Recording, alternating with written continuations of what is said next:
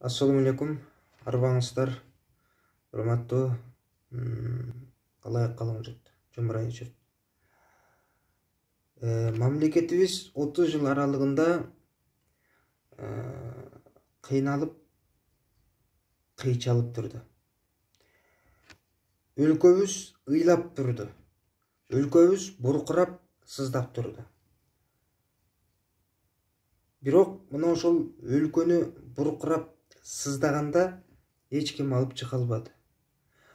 Биздин келечегибизге эч ким кам көрө албады. Биз буну талдап келип атабыз. Буну сайрап келип атабыз. Айтып, чочукка жеткирип келип атабыз. Бирок баягы эле өзүм билем, өтөгүмдү төргүлөм дегендер мамлекетте пайда болду. Жакында мекендештер президенттик шайлоо жакындап атат. Бул президенттик шайлоодо элибиз, журтубуз акыркы үмүтүн шайлайт. Элибиз, журтубуз акыркы ишенимин шайлайт.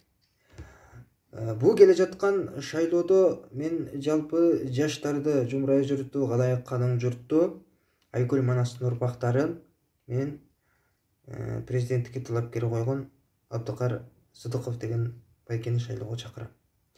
Мен эмне үчүн бул нерсени айтып атам? Себеби бул көп жылдан бери чет жерде мигрант болуп жүрүп, ошол элибиздин, журтубуздун кайгысын бөлүшкөнү турат. Мына ушундай инсандар мамлекетке келип, көчтү алдыга жылдырам деп атат. Алдыга өстүрөм деп атат. Элибиз мына ушундай бир чыгаан инсандарын бүгүнкү күндө шайлабаш керек, колдо бар алтындын баркына жетишибиз керек мекендештер. Мамлекет бүгүн кордоого эмес, колдоого муктаж. Алсыз болуп турган мамлекетти өнүктүрүшүбүз керек, астыга өстүрүшүбүз керек. Биздин мамлекет көккөн, чөпкөн эмес, биздин мамлекет өнүккөн мамлекеттердин, өскөн мамлекеттердин катарына кошулушу керек. Биздин мамлекетти жебишкен коррупционерлер элебеш керек. Биздин мамлекетте чындык үчүн күрөшкөн, биздин, сиздин келечегиңизди ойлогон адилеттүү инсандар бийликке келип такка отуруш керек. Ошолордун бири Абдыкар Сыдыков. Мен жалпыңыздарды мына ушул инсанды колдоого чакырам. Чоң рахмат.